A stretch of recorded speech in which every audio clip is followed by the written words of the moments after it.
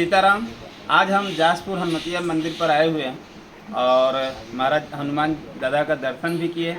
और एक विचार हमारे मन में चल रहा था कि समाज में इतनी सारी पूजा पाठ हो रही, इतना सेवा का कार्य हो रहा है, इतना भजन कीर्तन हो रहा है, लेकिन जिस लेवल का सफलता, सुख, शांति, समृद्धि लोगों को चाहिए वो कहीं नज़र नहीं आ रही है। जिस इंसान से मिलो, हर इंसान कहीं न कहीं मेंटली रूप से, फिजिकली रूप से परेशान है।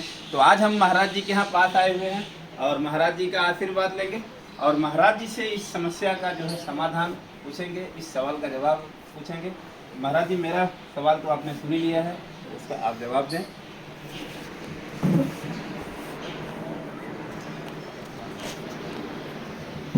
आपका सवाल बहुत अच्छा है। ये सबके लिए सुनने की योग्य वस्तु है और चीज़ है, सुनना चाहिए इसको। आप इस बात का एक उदाहरण देते हैं। पहले आप एक मटल्ला लीजिए, माटी का मटका, और उसको गर्म कीजिए, या वो गर्म हो रहा हो, उसमें गर्म पानी भरा हो, उबलता हुआ पानी हो या गर्म हो रहा हो, उसके ऊपर आप एक बूंद ठंडा पानी डालेंगे तो क्या प्रभाव होगा? नहीं होगा।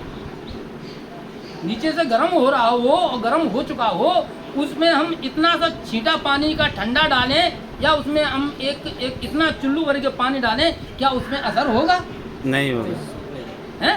सूख लेगा वो, असर होगा ही नहीं। बार कितना भी डालते रहिए आप, डालते रहिए। तो ऐसे ही ये संसार जो है, हर व्यक्ति अपने इस कलयुग के नाना प्रकार की परेशानियों से तप रहा है। हर व्यक्ति नाना प्रकार के परेशानियों से, नाना प्रकार के कार्यों से, और ज़्यादा नहीं बोलेंगे, यानी कि कहीं ना कहीं गलतियां, कहीं ना कहीं पाप हो रहे हैं, उनसे व्यक्ति जल रहा है जी। उसी मटल्ले की तरह गर्म हो रहा है। उसका जीवन हो रहा है ना, कि नाना प्रकार के पाप, नाना प्रकार के कर्म, नाना प्रकार की गलतियां, इनसे वो हर व्यक्ति का मानव जीवन तप रहा है, उसी मटके की तरह तप रहा है। अब उस तपते हुए मटके पे या तपते हुए जीवन में अगर कोई बोल दे, पंडित या कोई बोल दे कि आज तुम थोड़ा सा अनुष्ठान करो, तो बताइए उस छोटे से अनुष्ठान से इस तपते हुए जीवन में, इस तपते हुए पाप भरे घटे में, गलतियां किए हुए घटे में एक छोटे से पुण्य से क्या असर होगा? नहीं होगा। हो पाएगा? नहीं हो पाएगा। और नीचे और आप गलतियों पे गलती करे जा रहे हैं, पाप पे पाप करे जा रहे हैं, और वो जब आपका जीवन तप रहा है तो उसमें छोटा सा कोई अनुष्ठान कर लो या छोटा सा कोई पुण्य करके दिखा दो, तो उसके कारण वो असर पड़ेगा उसमें। इसलिए ये तो नहीं दिख रहा। अब उसमें भी आप देखिए, अगर चलिए आप कोई अनुष्ठान कर रहा है, अब अनुष्ठान कर रहा है, उस अनुष्ठान में कोई भी ऐसा ब्रह्म विधान में लिखा हुआ है, संविधान की बात नहीं करें, ब्रह्म विधान में लिखा है। ब्रह्म विधान में लिखा है कि पूजा पाठ, जप, तप जितने भी हैं, इनमें 10 दोष होते हैं जी। 10 दोष होते हैं। अगर 10 दोषों में से अगर आपने, आपके चाहे पूजा कराने वाले पंडित ने या जो पूजा करा रहा है वो, या कहीं भी है, अगर 10 दोष में से अगर एक भी गलती हो जाती है तो उसका पूरा पुण्य उसको इंद्र को चला जाता है। ओके। 10 दोषों में से अगर आपने एक भी अगर गलती वहाँ कर दी है, इन पूजा पाठ, जप, तप, यज्ञ जितने हो रहे हैं, उनमें एक भी गलती आपने कर दी है तो पूरा फल इंद्र को चला जाता है, पूरा फल इंद्र को जाता है।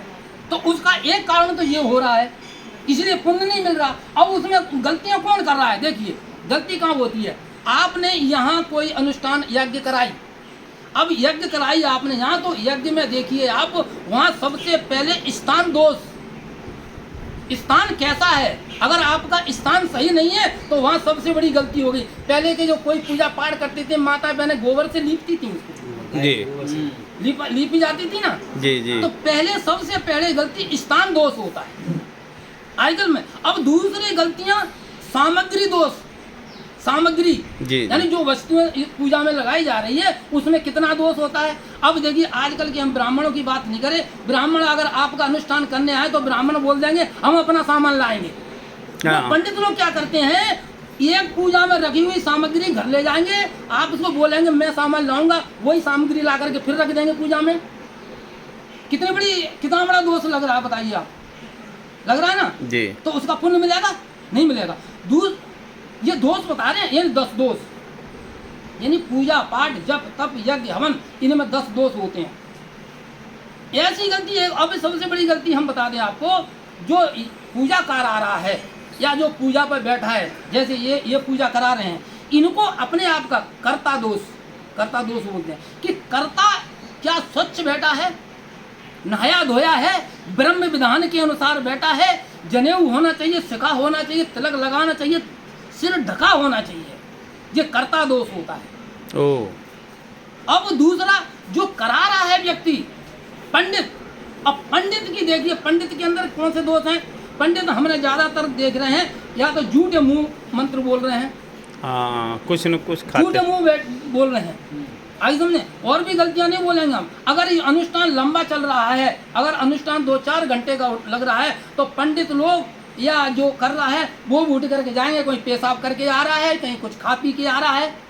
जबकि वेदों में लिखा हुआ है, ब्रह्म विधान के अनुसार लिखा हुआ है कि अगर आप पूजा कर रहे हैं, अगर आप लघुशंक का पेशाब भी जा रहे हैं, तो नहा करके बैठिए दोबारा। इसलिए वस्त्र खोल करके बैठाला जाता है, ये नहीं कि आप पैंट शर्ट पहन करके बैठे।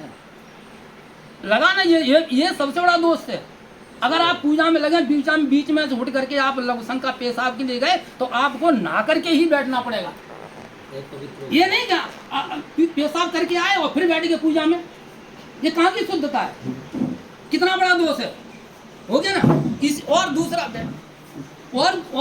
क्या दोष है कि जो झूठे मुंह हम उच्चारण कर रहे हैं मंत्र का या किसी चीज का, तो झूठे मुंह उच्चारण करने से उस मंत्र का वो असर नहीं रहता जो होना चाहिए। भगवान श्री रामचंद्र जी का जब पुत्र यज्ञ हो रही थी, तो सारे बड़े बड़े ऋषि थे, उन सब ऋषियों ने बोल दिया था कि हमारी जुबान में इतनी शक्ति नहीं है कि राम आ जाएं। इसलिए उन्होंने श्रृंगी ऋषि बुलवाया जो जंगल में रह रहे थे, जिनकी वाणी इतनी पवित्र थी कि वो एक मुंह से शुद्ध उच्चारण करते थे मंत्र का, तब राम का अवतार हुआ था। अब ये जिनको मुंह में तंबाकू भरे, मंत्र का शुद्ध उच्चारण नहीं, सबसे बड़ा दोष ये लग रहा है ये जी। में अब देखिए, आपने ये ज्यादातर सुना होगा कि राम राम सब कोई कहे, दशरथ कहे न कोई, और एक बार राम कहे कोटि यज्ञ फल होए। क्या मतलब इसका? यानी कि राम जो कह रहे हैं आप, राम तो सब कोई कह रहा है, लेकिन 10 रित नहीं कोई कह पा रहा। 10 रित माने 10 गलतियों से छूट के नहीं बोल पा रहा। 10 रित यानी 10 गलतियों से छूट के राम नहीं बोल पा रहा। 10 रित वो दशरथ का नाम नहीं है इसमें, ये राम तो सब कोई कहे, लेकिन 10 रित कहे ना कोई। जो 10 दोष बताए ना हमने, यानी इन 10 दोषों से मुक्त होकर के कोई राम नहीं कह पा रहा है। यानी 10 दोषों से कोई ना पूजा पाठ कर पा रहा है, ना जप कर पा रहा है, ना माला फेर पा रहा है। और जो एक बार इन 10 दोषों से छूट करके बोलेगा, पूजा पाठ करेगा, उसको कोटि यज्ञ फल होता है। जो लिखी हुई वेद ब्रह्म विधान की बात है, ये मतलब है उस श्लोक का। अब देखिए, हम यहीं आपको उदाहरण दे देते हैं। कई लोग कृष्ण का नाम क्या बोलते हैं? कृष्ण, KRI है ही नहीं, और उसका शुद्ध कृष्ण है। कृष्ण जो कृपा लिखोगे आप, तो कृपा पे जो ऐसा का बनता है ना, क्या है? कृपा। तो भगवान कृष्ण का नाम क्या है? कृष्ण, और बोलते हैं कृष्ण। क्या बोलते हैं? कृष्ण। कहाँ शुद्ध रहा है? शुद्ध नहीं, कृष्ण है। कृष्ण बोलते हैं, कृष्ण नहीं है, कृष्ण है, वो कृष्ण है अशुद्ध। यानी राम और जो लोग राम बोलते हैं, राम का शुद्ध उच्चारण नहीं कर पाते। राम जैसे राधा, तो मुंह राम में पूरा मुंह खुलता है ना, जी। राधा, तो राम का नाम भी आप ऐसे ही बोला जाएगा, राधा, यानी राम, तो तब शुद्ध माना जाता है। अब लोग कई तो बोलते हैं राम, यहाँ ले रहे हैं, क्या तो बोल रहे हैं राम, ये अशुद्ध है। यानी कि राम सब कोई कहे, दशरथ कहे न कोई। यानी कि जो लोग यज्ञ पाठ पूजा जो कर रहे हैं, ये 10 रित यानी 10 गलतियों से छूट के नहीं कर रहे। जो 10 गलतियों से छूट करके करेगा, उसका कोटि यज्ञ फल होता है। इसलिए ये पूजा पाठ जितने जप तप हो रहे हैं, इनमें कोई 10 रित नहीं हो रहा, कोई 10 गलतियों से छूट के नहीं करवा रहा, ना कोई कराने वाला ना करने वाला। इनमें 10 दोष हैं, यानी 10 अपराध लग रहे हैं। इन अपराधों की वजह से कहीं किसी को कोई पुण्य नहीं हो रहा, कोई फल नहीं मिल रहा, समय व्यर्थ जा रहा है, पैसा व्यर्थ जा रहा है और हमारा जीवन वहीं के वहीं तप रहा है। जी। इस जीवन को तपाने की, इस जीवन को ठंडा करने के लिए ये जो यज्ञ अनुष्ठान हो रहे हैं, ये उतनी तेजी से, उतने 10 दोषों से दूर होकर के करना चाहिए, तो शायद ये जीवन तपते हुए से कुछ ठंडा होने की उम्मीद है और फल मिलने की आशा है। जय श्री जय श्री राम। बहुत बढ़िया बताया महाराज जी ने। ऐसा हम लोग कुछ न कुछ ज्ञान की बातें शेयर करते रहते हैं, तो ज़रूर आप लोग देखें। इसलिए